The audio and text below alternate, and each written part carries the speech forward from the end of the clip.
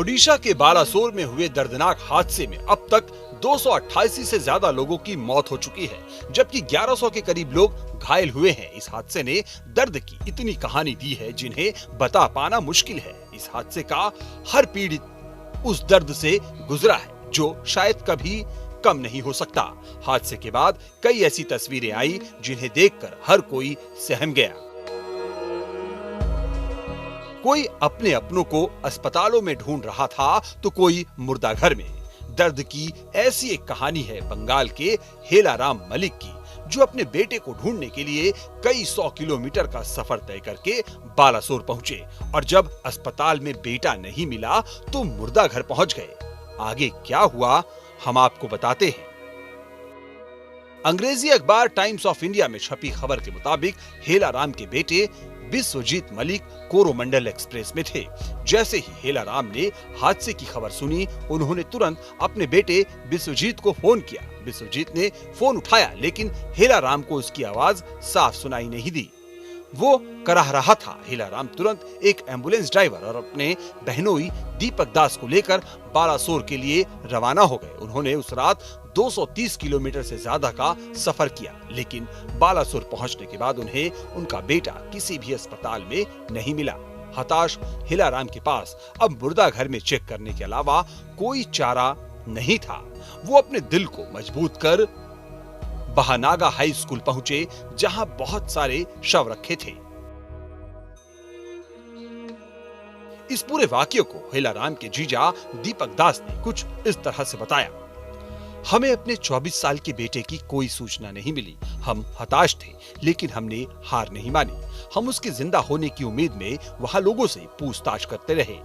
एक व्यक्ति ने हमसे कहा कि अगर हमें अस्पताल में कोई नहीं मिला तो हमें बहानागा हाई स्कूल जाना चाहिए, जहां शव रखे गए हैं।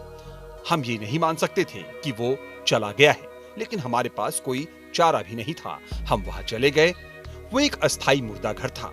हमारे सामने लाशों का ढेर लगा था। हमें खुद लाशों को देखने की अनुमति नहीं थी।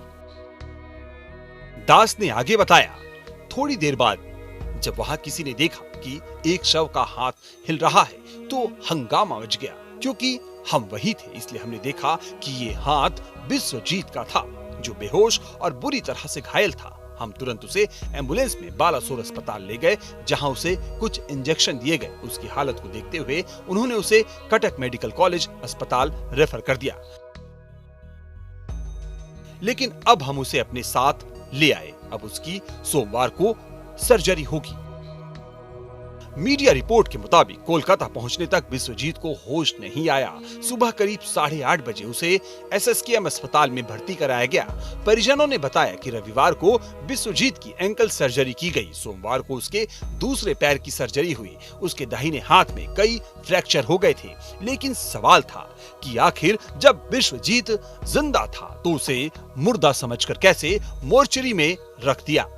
फॉरेंसिक मेडिसिन एक्सपर्ट सोमनाथ दास ने इस पर मीडिया को बताया कि ये केस सस्पेंडेड एनिमेशन का है। सदमे की वजह से ये स्थिति हो सकती है। इसमें व्यक्ति की नब्ज कम हो जाती है, उसके अंग ठीक से काम नहीं कर रहे होते। ऐसी स्थिति में कुछ समय के लिए अंग शिथिल हो जाते हैं। उन्होंने कहा, घायलों की भारी संख्या और इस तरह की भीड़ के कारण डॉक्टर्स को भी बारीकी से शरीर के महत्वपूर्ण अंगों को देखने का समय नहीं मिल पाता। बचाव अभियान में नॉन मेडिकल लोग भी शामिल होते हैं। ऐसे मामले में यदि कोई घायल व्यक्ति बेहोश था तो वो लोग ऐसे व्यक्ति को मृत समझने की गलती कर सकते हैं। Team news nation.